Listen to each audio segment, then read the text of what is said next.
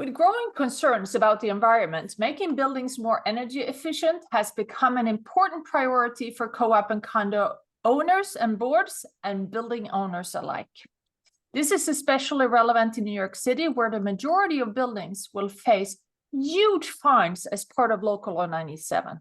And today I am very excited to have Adler Windows, Hugo Ramirez, with me to discuss how his company is working to create a more sustainable and energy efficient city, one building at a time, right? So Hugo, thank you so much for being with me.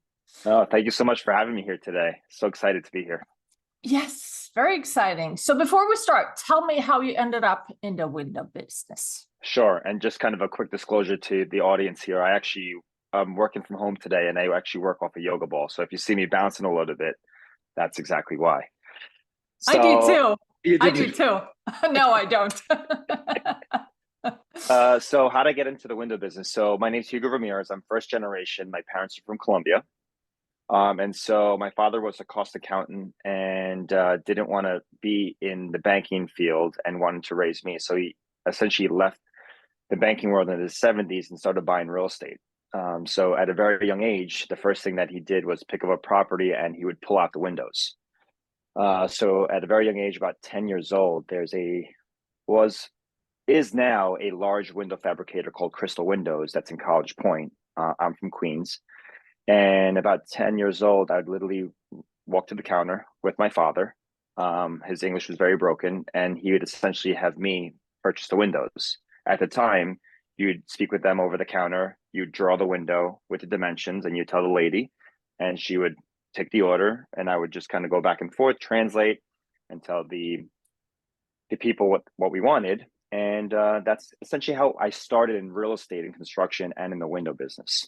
However, fast forward, I went to school for finance and international business. I started with a banking job over at JP Morgan Chase. A few years after that, I got recruited by a Japanese private equity group, and I lived in Japan for a number of years, acquiring ski resorts, hotel properties, and manufacturing companies. So that kind of started my run at kind of business ownership and acquisitions and mergers and financial modeling. In 2008, the market crashed. So I came back to the States looking at real estate properties to pick up. And so I started getting back into real estate and in the flipping business. And in about 2010, I got introduced to a window manufacturer up in New York and started kind of peeling back the onion on window manufacturing processes, bridging the gap. And then I got introduced to a small window installer in Queens, bought into the business, grew the business 10x. And then I actually met Ross Adler in 2014 at a golf outing. And at the time, he was kind of hitting his mark or hitting his stride, and he wanted to grow his custom division. So if you kind of see the doors behind us, my start in the window business as an adult was super high-end luxury product. So townhouses in New York City, silly homes in the Hamptons, as I call it, Greenwich, Connecticut, horse country. And Ross at the time, Ross Adler, wanted to grow the custom division. So that's 2014, 15, 16. And that was it. Then it was off to the races. Ross was doing a lot of commercial product. I was doing a lot of residential product. And full circle, I'll start going into who Adler Windows is today, or do we want to save that for a later time in the process? Yeah, no, let's talk about it. Tell me. So Adler Windows started in 1986 by Gary Adler. And essentially what he did was, what the funny part is, it's a lifestyle business. He did about $2 to $3 million a year. And all he did was a handful of windows at a time in a commercial space. So he would literally pull out a window and put a new window in, and about $2 to $3 million. Ross Adler also had an accounting background, didn't want to get into the window business. And I think his father kept poking him, or he kind of kept poking him. And in 2007, right before the market crashed, Ross came into the family business. And so at that time, Ross had a little bit of a development background, put a website together, did PPC, did Google AdWords at the time, which is kind of just cutting edge technology at the time, and grew the business 30 to 40% year over year. And then that's kind of where we met. So we do commercial product, residential product, retail, institutional, life sciences, and we kind of cross that gamut. Currently, Ross Adler heads up the new construction space. and I head up the replacement space. And so that's kind of where we're talking about condos and co-ops. Right now, Adler Windows is doing the largest passive house complex in the world called Sendero Verde, which is in our hometown. It's Upper East in Manhattan. And so the project that I work on is NYU. So we'll take out 1,000 windows at a time. We'll replace them with very energy efficient product, which we'll talk about here today. We're doing a 5-year rolling program with Tishman Speyer over at Rockefeller Center. So every time a door comes out, we have to put a new door in. And then condo and co-op space. We work with condos and co-ops all day long. Some are easy, some are challenging, different products. And I'll go into who we are as an organization. We don't manufacture anything. We go to a multitude of different window manufacturing partners. What that does is it gives us an edge in our city, is because especially with the complexity of Local Law 97, we're able to rely on our window manufacturers to really produce the right product for the opening. And so that's who we are, and that's who I am in a nutshell. Thank you so much for that introduction. And my understanding is that Adler Windows is the premier window installer in New York City. We like to call ourselves that. There's not that many of us out there. New York is a very challenging place to work in.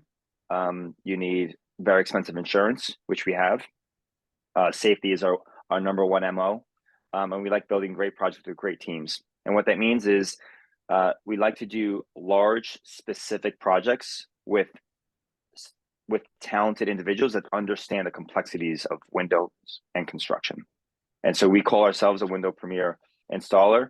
And essentially, there's a lot of good windows out there, and typically what fails is in the installation, right? So product performance is driven by the window installer, and that's essentially who we are. And let's get into that a little bit. Let's talk windows. Sure, let's talk windows.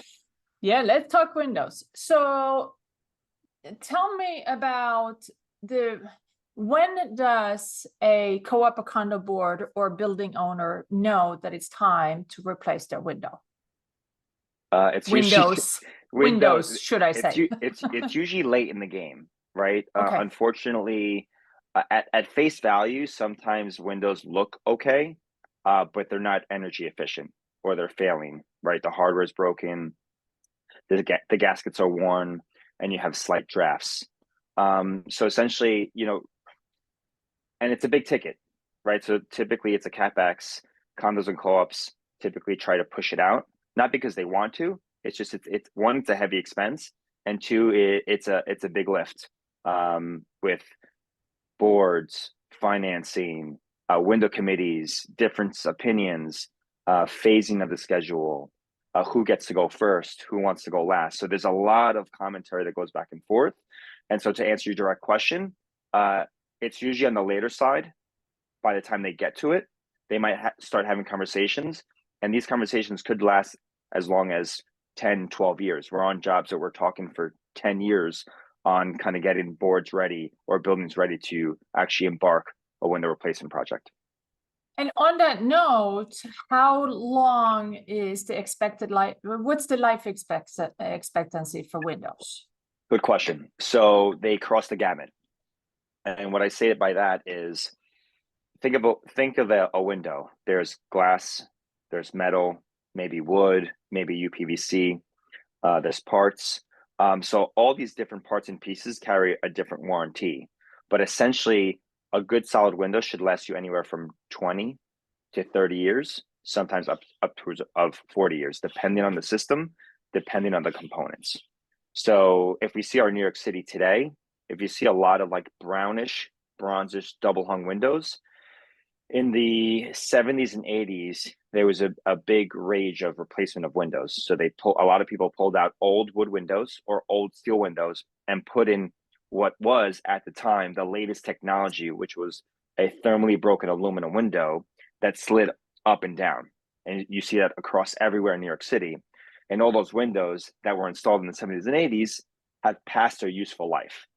So there's a ton of buildings out there. And those are exactly the windows that most of our clients have. So you're saying that those are past their expected life? Most of them probably, yeah. Most of the buildings that you're probably in now they've surpassed their useful life unless they redid their windows 10 or 15 years ago. Now, if they have been well maintained for the gaskets and stuff, so the super has been very active, the board has been very proactive in fixing those windows over the last 10 years, is that then not so bad, or they need to be replaced? I'll take your comment. So not so bad is fine, right? So there's local law 97 that we're talking about. There's energy efficiency. Does the window operate? Yes. Can it be more efficient? Probably. If they've been well maintained, just think of an old car, right? An older car that's pretty much well maintained will take you from point A to point B. It might spend more gas. You might need to change the tires. You might need to change the brakes. So it's the same logic. So if the window is operating and they're changing the gaskets and they're maintaining it really well, if they didn't change the glazing makeup, then the glazing might have failed and you lose a lot of energy through the glass. But in essence, if they change the glass, they change the hardware. Sorry. How much do you lose through the glass? Oof, that's an open open conversation, just because you really have to test the window itself. And there's specific testing agencies that will build a chamber around the window. So if you can even see a door behind us, they can build a chamber around it and they can test that the loss, the energy loss with that window. And so you can lose energy throughout the entire system, whether it's the metal, the wood, the glass, the gaskets, the sealants, how it was installed. So there's many different locations of the window and the installation itself where you can gain energy or you can lose energy. And do you always bring those in, or you only bring them in if the owner or board don't want to replace them? So you're trying to make a determinant of whether they really have to. When do you bring Oh, great question. Evaluate?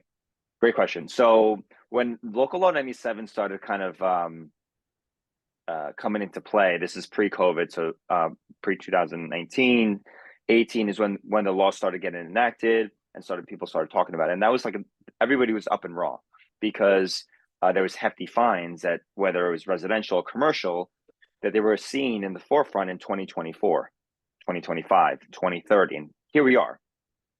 And so the first thing everybody was dashing to, let's replace all the windows, and they started realizing how expensive it was. And we, as a window installer consulting, we say, hang on, we need to take a holistic approach. It's not just the windows, it's the facade, it's the roofing, it's the lighting, it's the mechanicals. There's a whole thing that there's a whole body in place that needs to be looked at, and not just take a look at the windows. Obviously, within the windows, there's a lot of heat loss or gain. But with that said, you really have to, if you want to know exactly what window you want to use, in conjunction with the heating and cooling system, in conjunction with your lighting, you should test the envelope, not just the window, but the envelope to understand what type of window we should be putting in. Does that make sense? Yeah, absolutely. And the tester that you then, I mean, I don't know any testers. I'm assuming that when our buildings need to test, we would call you and you will give me the contact information or however you do it. And then they test both the windows and the envelope? They could, absolutely. So traditionally you would have a facade consultant, right? That they would specify the window that should go into the building. And that's how it was done many, many years. If you really want to dial into exactly which window should perform the best for your building in conjunction with everything else that's happening, you should test one window, and a test agency in conjunction with a facade consultant can then propose the best window for that use. Whether it's a double pane, a triple pane, is it an aluminum window? Is it a UPVC window? And then even to take it a step further, we have a lot of acoustical issues in our city, right? So do we want to beef up the glazing package? Do we want to incorporate laminate packages to reduce the sound that comes in? The garbage trucks, the nightclubs, the bars, the honking of the horns, right? So we're specifically talking about energy for Local Law 97, but while we're at it, we might as well incorporate some acoustical values into these windows. Absolutely. And what about when are they going to come out with solar panels on the windows? It's right around the bend, right around the Yeah. bend. It's like there's a lot of R&D going on right now where there's films applied on glass where essentially would act as solar panels. We haven't done any of it. We get calls, we talk to people. It's really scientific right now. I think it's really early for a window to be a solar panel, but there's a lot of R&D going on in that space right now. Okay, one more thing.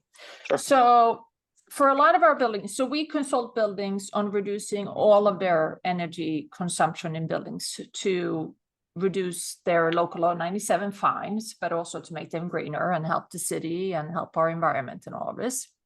But as you mentioned, Windows is a very it's a very expensive project. And there are many other projects that have a much shorter payback period. Okay. So in that, if the Windows test that they are okay, let's say they're not great, they were installed in the 90s, but they're functioning and they're okay, and they're 2-pane windows, right? 2 glass pane. Then are there any alternatives like film, etc., that could be used? Yeah, there's a lot of third-party film. You know, one of the largest film is 3M, which pretty much we all know who 3M is. There's a lot of third-party films that can be applied to the glass that can reduce the sun, right, or the heat to come into the space, which will reduce your cooling spend. There's also interior windows. Some people call them storm windows. So you can literally set a window in front of the old window, which we don't do, but there are companies in New York that will do that. Some people don't like that just because you have 2 windows that you have to look through, but it's more cost effective. It's a shorter lead time. It's less invasive. So that can buy you some time, assuming that the windows in the 90s were installed properly and they're giving you a good energy rating. And then you can spend additional dollars on your facade or your roofing or your mechanical, right? There's all these different CapEx projects or different spends that buildings and consultant like yourselves, have to manage those financials. So yes, films and secondary windows are easy to get done in a really quick manner. Correct. Well, but in essence, in theory, yes, that's exactly what it's supposed to do. So if you think about it, it's so we have low E coatings that essentially act as a film. Think of sunglasses. That's all it is, right? Right. The sunglasses are to protect your eyes and essentially deflect the sun. That's what those films are doing, and that's what the low E coatings with the newer technology that's built into the glazing makeup. Amazing, amazing. And how can, if we have any co-op and condo boards listening in or building owners, how do they contact you? So very simple. So we've been doing work in New York City for well into almost 40 years now. We do a lot of co-op and condo work. You can easily find us on LinkedIn or any social. We have a web page, which is adlerwindows.com. My number is right here, this way. And we're local to New York, so you can also Google us, Adler Windows. I head up the replacement division, so I would come in as early as having a conversation with the window committee to kind of understand from a budgetary standpoint, like what are they looking at? Is this $100,000 project? Is it a $5 million project? Just so they can kind of conceptually understand what that project looks like. We can come in as late in the process where it's already defined, there's already a specification, and we're looking just to bid the project off of architectural drawings. So yes, it's very easy to find us. You can give us a call. You can shoot me an email, hugo@adlerwindows.com. That's my cell phone number. You can shoot me a text. We're here. Perfect. Thank you so much. And Hugo, I think that for our audience, I do not have a bouncy ball, but Hugo, I think that we should bounce out of this. Bye, everyone. Bye-bye. Thank you so much for having me today, Tina. Thank you.